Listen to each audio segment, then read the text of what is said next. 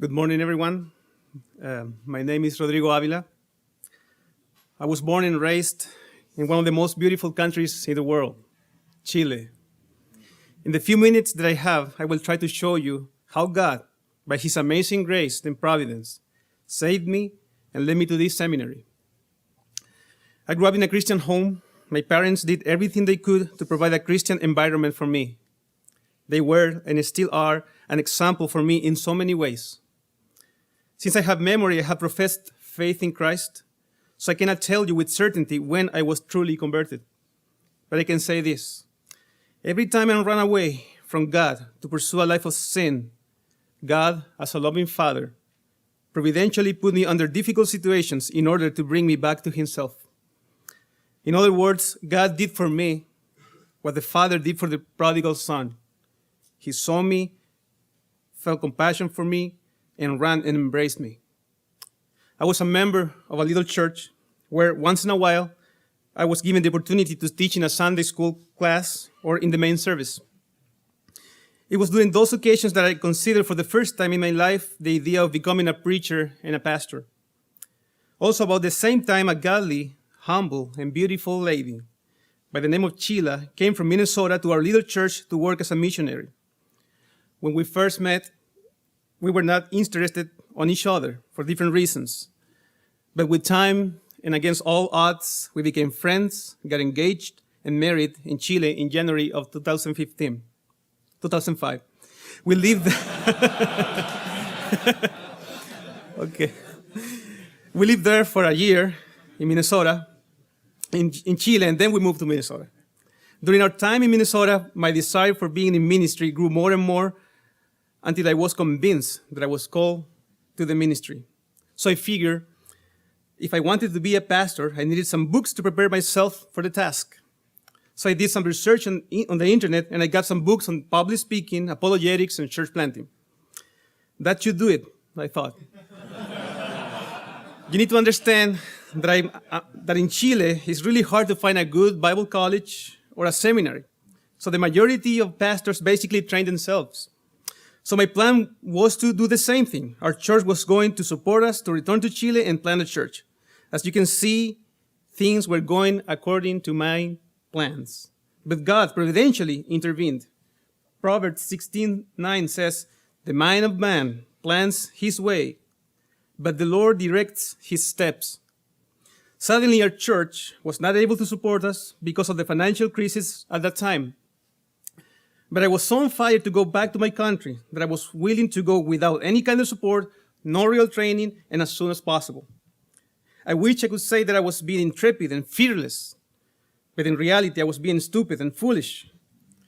Because of my ignorance about basic biblical truths, I got drawn into the seeker-sensitive movement. One day, I was looking on the internet for sermons by a purpose-driven pastor, but instead I found a short video by John MacArthur criticizing the shallow way this pastor presented the gospel. At first, I was offended and upset by MacArthur's comments, but I couldn't stop thinking about what he said and finally realized that he was right.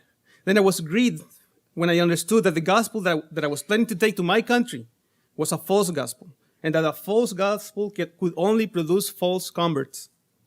I wanted to know more about this MacArthur. I started to listen to his sermons online. Then providentially, I got laid off from my job, and I was able to listen to 3 or 4 of his sermons daily. It just took a few weeks to realize that I was not ready at all to be a minister. So I said to myself, I'm not going anywhere until I understand the major truths of the Bible. Then I found out about the Master's Seminary. So I decided to come to the Shepherd's Conference in 2010 and get an appointment with Ray Merringer. After we talked, it wasn't long until I decided to enroll at TMS, and I started classes a few months later. During our time here, my family and I have been blessed by God's goodness in the birth of our second son, Evan, the friends that we have made, and the outstanding teaching at seminary. God provided me with a job as a custodian here at Grace Church for my first 3 years.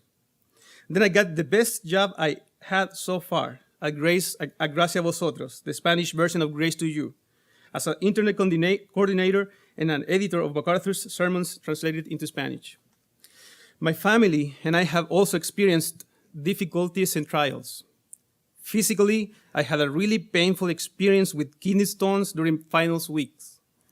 Emotionally, my wife and I had one of the saddest experiences a parent can have, the loss of 2 of our children before they were born. We already had a miscarriage just before coming to seminary, and the 3rd time it happened, it was really tough for me. But the Lord comforted us with the truth of His word. Our loss motivated me to think about heaven and the joy that it will be when I meet Christ face to face, and also when I meet our 3 children already there. When King David's infant son died, he was comforted by the hope that all children that died at an early age go directly to heaven. David said this about his son: "He will not return to me, but I will go to him." There are many things I have experienced here that I will treasure in my heart forever. Things that time won't allow me to share with you this morning, so I just want to close by thanking my beloved wife, Sheila. She has endured many hard things, but the Lord has made her stronger and wiser. She has been my faithful friend and helper. I love her dearly. And most of all, I want to thank the Lord for His unending love, patience, and grace toward me, an unworthy sinner. Thank you all. God bless you.